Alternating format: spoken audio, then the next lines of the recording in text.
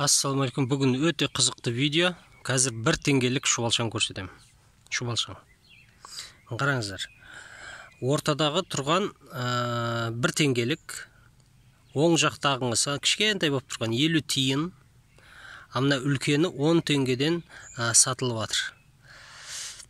Мына жақта осы енді шыдамсызданып ашып қойып жатырмын. Күнде тексеріп, енді қызық қой.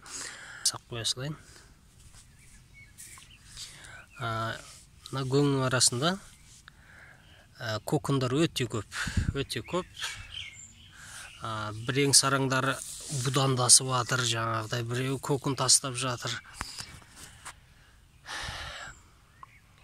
Жалпы шаруашылық өте қызықты, және өзіме жаңа кәсіп болған соң қызығушылығым өте көп. Баршаларыңызға рахмет, видеоның соңына дейін қарағанға. Бүгінгі видео осымен тамам. Сәттілік.